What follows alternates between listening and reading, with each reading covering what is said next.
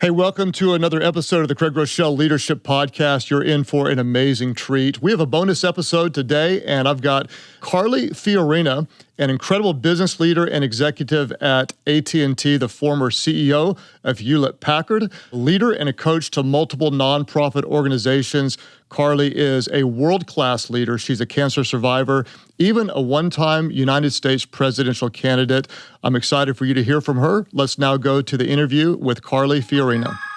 This is the Craig Groeschel Leadership Podcast. Hey, Carly, it's an amazing honor to have you with us today. And I've admired your leadership for many, many years. I've learned from your wisdom, and I've been really looking forward to learning more about you in this leadership conversation on your amazing new book. Congratulations, just out. Find Your Way, Unleash Your Power and Highest Potential. Congratulations on a fantastic, powerful book. Well, thank you so much, Craig, and thank you for your kind comments. You are an inspiring leader as well and have accomplished so much. And it's great to reconnect via this podcast. Well, thank you. What I love about your book, Carly, is it's both incredibly practical and down to earth, and at the same time, it's massively inspirational. And as I was reading it, I kind of felt like you were my personal leadership coach, like we've been friends for 30 years, and like we were sitting across the table and you were counseling me, giving me advice to make my leadership better, but you were doing it in a way that made me like ready to go and attack. So your writing style is so personal and again, both practical and inspirational. So I'm really excited to dive into the content and let you share that with our broader audience. And then I know they're going to want to go get the book when they're through listening to this. So let's kind of go back to the story behind the story or the story before the story. And could you tell us, Carly, a little bit about your childhood, your family, where you grew up, and include what you thought you'd do later on in life when you were starting out as a child? Well, first of all, thank you so much for those kind words. I think so many people right now are feeling helpless and powerless and hopeless and frustrated, and none of us are. And I've learned in my own life that we all have so much more potential than we realize. And sometimes we can't unlock that potential unless something unexpected and challenging comes along. And in a way, that's the story of my own life. I had wonderful parents who taught me wonderful things. My mother said to me when I was about 8, "What you are is God's gift to you. What you make of yourself is your gift to God." And those words landed with me for a couple reasons. Number one, because I didn't feel gifted. All of my life, really, through my 20s, was about being scared and insecure. Everybody was always so much, smarter, better, prettier, more prepared, And so her words sort of felt like a promise to me that I had gifts. But they also were a challenge. What you make of yourself is your gift to God. And she was telling me, you have gifts, you have to find them, you have to apply them. And so when I got out of college, and while I was in college, it was sort of the plan that I was going to go to law school. And so, okay, I go off to law school. And I go off to law school with my parents' expectations weighing on me very heavily. I wasn't going to be the kid that disappointed them. My sister was rebellious. My brother was rebellious. I wasn't going to be the kid that disappointed them. I was going to go to law school and, do what they thought I should do. But I got there and I hated it, really hated it. It made me physically ill almost, how much it was not the right path for me. And so one day, before the first final exam, thankfully, I really feel as though I got this message from God. I truly do, because it was this revelation, this moment of revelation where I realized this is my life and I can't live it based on other people's expectations, even my beloved parents' expectations. And so I went downstairs and I said, I quit. And at that point, they were very concerned. As you can imagine. What are you going to do? You're never going to amount to anything. You don't have a plan. And I didn't have a plan, and I had no idea what I was going to do, but I knew I had to go get a job. So I did. And I became a receptionist for a 9-person real estate firm and typed and filed and answered the phones.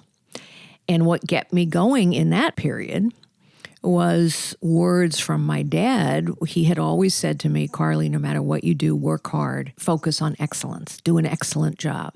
And so I said, okay, I don't know where I'm going. And, this isn't the dream job, but I'm going to work hard and I'm going to do an excellent job.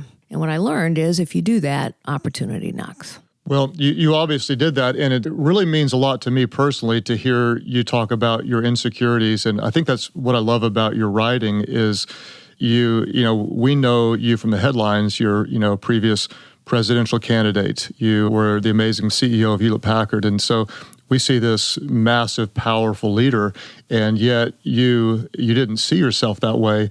In fact, I think there's a quote in your book from Mary Oliver that seemed to almost move you out of a state of complacency into the ability to take risk, even though you might have felt a little insecure and unprepared for it. Can you tell us about that quote? Yeah, so the quote from Mary Oliver is one in which she describes life, each of our lives, as a wild and precious thing.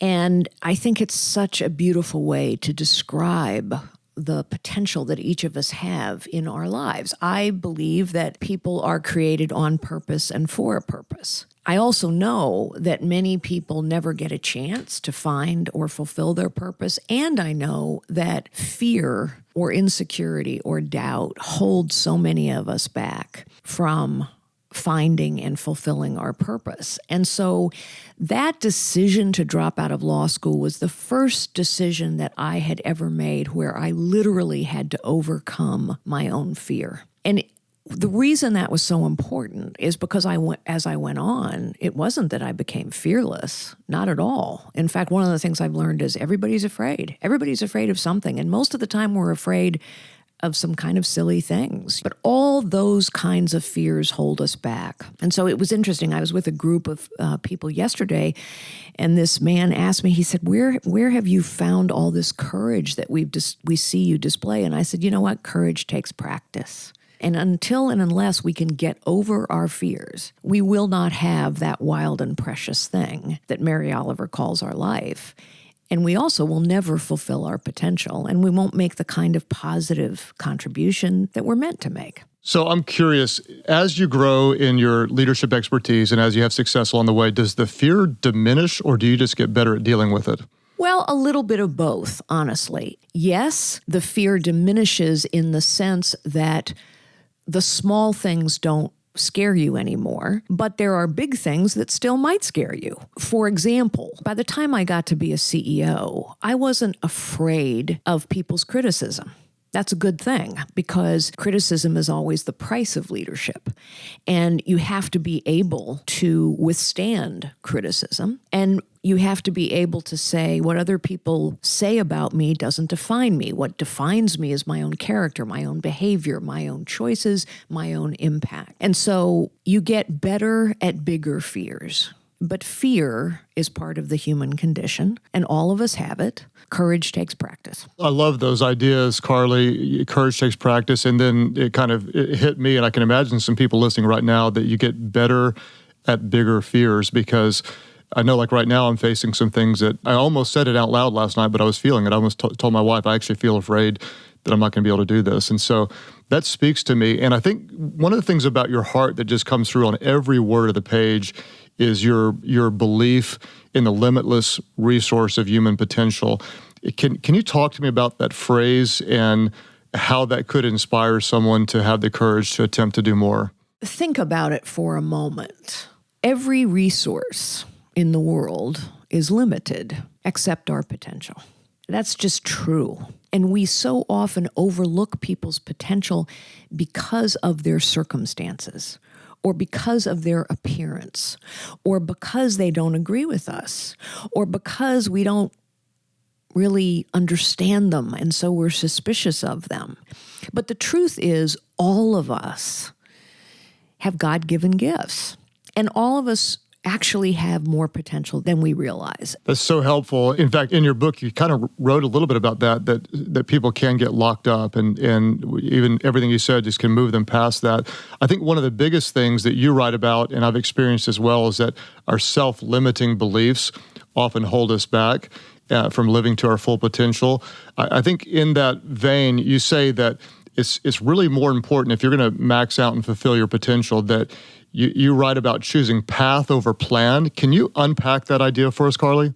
People feel they get all these messages from the culture that says you're supposed to do things a certain way. And one of the things the culture lifts up is success means very specific things. When are you getting married? How many kids are you having? When are you graduating from college? How much money are you going to make? You have to achieve this title by this point. You have to get the perfect job. You have to have all these things to prove that you're successful. And what I've seen happen over and over and over again is people get so fixated on the destination, on the plan, that they miss all these amazing opportunities all around them. And what they miss so often are the opportunities that will actually unlock them and free them to focus on the things that they're really meant to be focused on, or the things that will give them joy, or the things that will give them fulfillment.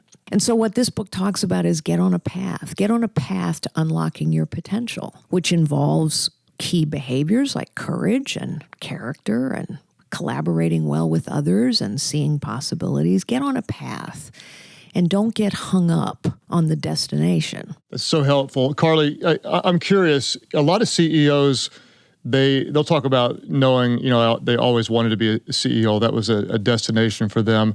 I'm curious for you, was that something that you had in your mind when you started out, or did somehow the path lead you there? Talk a little bit about how you ended up achieving that. Well, first of all, no, I didn't think about, I'm going to be a CEO someday. In fact, so far from that.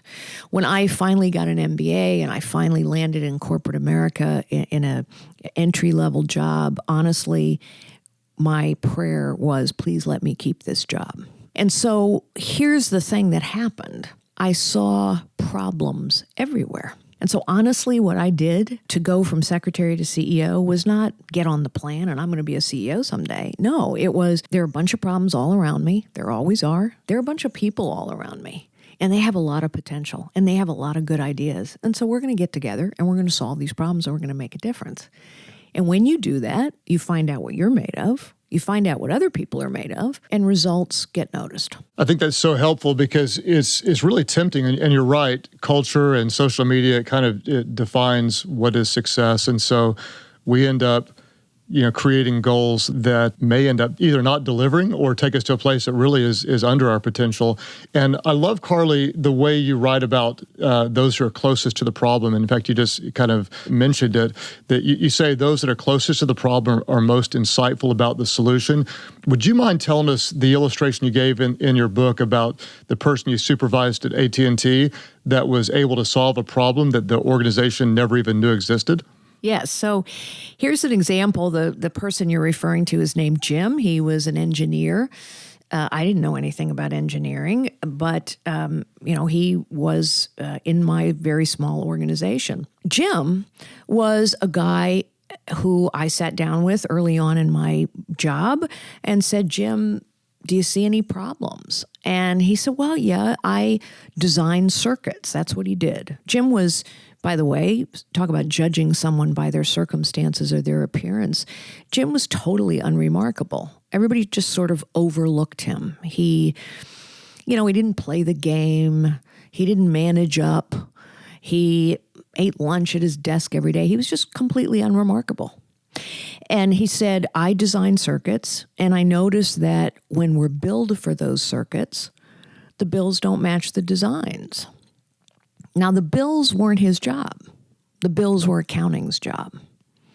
And so often what happens is in big organizations, people focus on management and say things like, well, the bills aren't your job, Jim. Just do your job. But Jim saw it as a problem. And so I said, well, what do you think we ought to do? And he said, I think we ought to check. I think we ought to check the bills against my designs. So at first, he and I started checking the bills. And the more we checked, the more we found. And eventually I gave him the resources, provided the resources to him where he could supervise a whole group of people. And $300 million saved later, nobody was overlooking Jim. I guess not. $300 million later. In fact, I think it's interesting because you dove in directly. A lot of leaders may avoid problems. I don't want to know about them. And you ask him specifically, do you have any problems? I love what you write in your book about problems, and this may shock some people, but the first thing you say is problems are an opportunity for growth. I think that's a little obvious, but you also say that problems are a signal that we're on the right path. Can you talk about that idea? Yes. Well, first, I think you're correct that there are a lot of people who avoid problems. And I would tell you that they're not leaders. They may be managers. Doesn't make them bad people. A manager will do the best they can with the way things are. And the way things are includes some problems that have been around a long time. That's okay, not my job. I'm just going to do the best I can within the way things are. Again, it doesn't make them bad people, but they're not leaders. Leaders change constraints and conditions. Leaders change the order of things for the better, and therefore leaders have to focus on problem solving. That's how you change the order of things for the better. There are always problems. And so it is a key difference between leaders and managers. If the purpose of leadership is to change the order of things for the better, then they must run towards problems. But it's also true that if you want to unlock potential, if you want to achieve more, if you want someone to figure out what they're made of, they have to tackle something hard, not something easy. Jim learned so much about himself by tackling a problem. Now, Jim needed support to tackle that problem. He needed leadership to catalyze his ability to tackle that problem. But had he never tackled that problem, he'd still be sitting at his desk, unremarkable Jim, eating lunch every day and just doing his job as a manager. And so problems, the hard stuff, not the easy stuff, the problems that have festered, that's what leaders apply their energy to, their potential to. And it's how they unlock potential in others. Carly, I love the way you talk about that. And in fact, you told a story about a problem that you had. And I think one of the things that made me love your book even more was that you tell stories in a way that all of us can relate to everyday life. For example, sometimes when we talk about leadership, we tend to think you cast vision, you define your values, you're going to create systems, you're going to build a culture, and those things really, really matter. But sometimes leadership is dealing with a really difficult person who's sitting right next to you. How do you do that? You tell what's kind of a funny story, and yet really powerful, about a guy that you were paired with named Carl, that put you in an incredibly awkward situation, and yet you seem to learn a lot about dealing with fear and courage. Can you tell us a little bit of that story, and what were some of the big takeaways that you got from Carl? Well, sure. If you want to collaborate effectively with other people, you have to be willing to deal with people that you don't always agree with, or you don't always like, or that you're not always comfortable with. So Carl was a great lesson in that. So Carl was my first teammate when I joined the corporate America AT&T at that entry-level position I talked about a few minutes ago. There weren't a lot of women, and, look, my resume reads medieval history and philosophy, law school dropout. Okay, she has an MBA. I mean, no one was real impressed with me. And so he didn't really like being teamed with me. So the very first meeting that I was going to have with his clients, who were now also going to become my clients, he showed up at my desk and said, "You can't come to the meeting." Why not? Well, because we're going to a strip club. And so I had to really think about that. And I remember going to the ladies' room and sitting there for literally hours saying to myself, what am I afraid of? What am I afraid of? Because I was terrified. Well, I was afraid because I'd never been in that situation. I was afraid of looking stupid by the way I did. I was afraid of so many things, but then I had to say to myself, what's worse than being afraid of going into this strip club is being knocked off my ability to do my job the very first day. So I went, and I looked stupid, and, it was a very awkward several hours. I was humble enough to understand I have to work with Carl. I don't know these clients. I don't know this company. I need some of the knowledge and the relationships that he has if I'm going to do my job.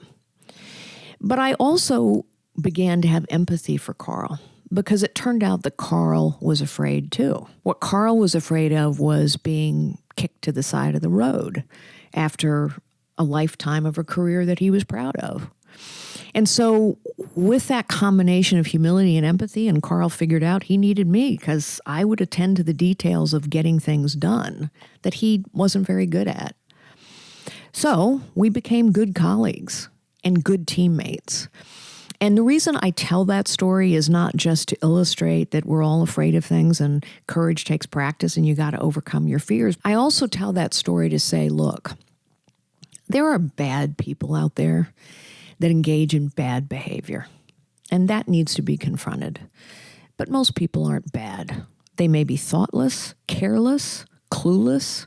They may be afraid of something themselves, but they're not bad. And we have to figure out how to work with all kinds of people if we're going to solve problems and we're going to unlock our own potential and we're going to change the order of things for the better. So humility and empathy are important if you're going to collaborate with people.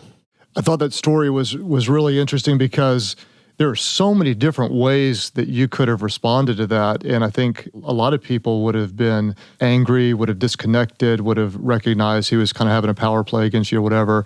But you seemed to engage with him in a way that built respect and trust. Can you tell us, what did you learn in your kind of own discovery about your ability to still have relational power when someone else might have been leveraging up against you?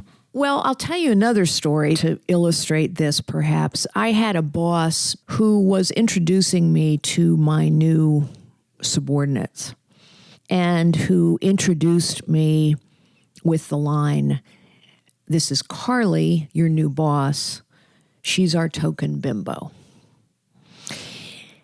That was another attempt at diminishment and dismissal. And in that case, I didn't confront him publicly, but I went into his office after the fact and shut the door and said, "You will never speak to me that way again." There are times when confrontation is required and an honest conversation, not an angry conversation, not a judgmental conversation, but an honest conversation is required. You will never do that to me again.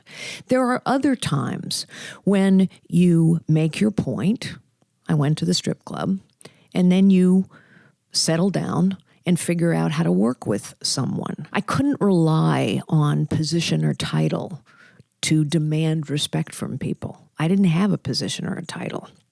What I had to rely on was my own capacity and the capacity of others. And what I had to figure out was, how do I work with other people to produce results by changing the order of things for the better? And that was a huge blessing. I like the way you contextualized the extremes of both those stories. You had two examples of people that were incredibly disrespectful and dishonoring. And one guy with Carl, you stepped into his world and you ended up having empathy for him. And then another person, when they were really on a line in a public way, you realized that took an entirely different approach. And so when I look at your leadership from a distance and try to determine, what are the big contributing factors that brought you to such a high level of impact, I see so many. And reading your book gives me more insight, and I could list 15 or 20 things that rise to the top immediately. I think, though, when I look at it, one of the things that really stands out above anything else is that you are principled in your leadership, always trying to do the right thing. And I think that your idea of path over plan helps illustrate this. You're going to do the right thing. You're going to take the next right step. I'd love for you to bring some commentary around the whole idea of when you were running for president and you became clear that you didn't have a good path to presidency. Can you talk about that realization and how choosing path over plan, doing the right thing, how it helped you right-size that circumstance? I knew when I ran that it was a very long shot. It was a long shot because people didn't know who I was. I mean, the Leadership Summit audience may know who I was, but most people didn't. I was an outsider. I didn't have infrastructure. So I knew it was a long shot. I don't mind challenge, as perhaps you've picked up on. I kind of like it. But at a certain point, it became clear there was no way to win. And continuing on a plan just because a destination beckons isn't helpful. It wouldn't have been helpful to voters. It wouldn't have been helpful to the process, and it wouldn't have been helpful to me. And so when it became clear that the long shot has become impossible, it was time to step aside. And so people remark on that decision, wow, that must have been so difficult. But honestly, it wasn't very difficult for me. It was very obvious to me that this was the right next decision to make, to the point of not getting hung up on the plan and the destination. I was prepared to win the presidency and do the job, but I was always prepared to lose and to do something else to make a difference. And so I think when you are prepared for all kinds of outcomes, when you're open to all kinds of destinations, but what you're focused on is, I will behave with courage and character and humility and empathy and collaborate with others and see possibilities all around me.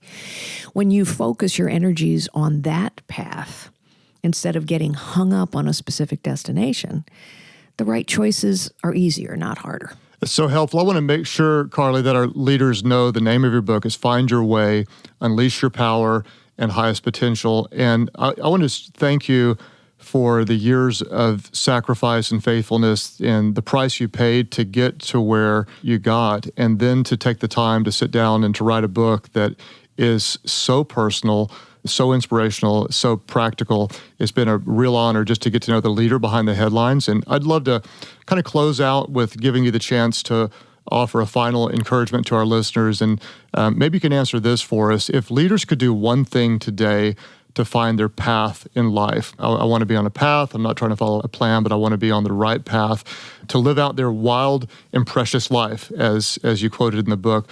What would you say would be the very first step we do to get on that path to fulfill the potential that's put inside of us? Find a problem that's close to you and that you care about. Don't pick an abstract problem.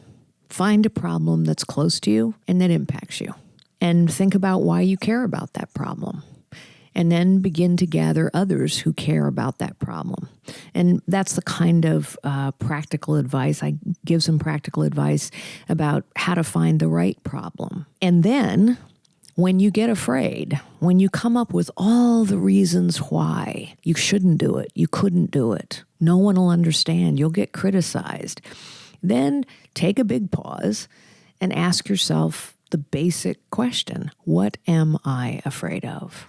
What's the worst that can happen?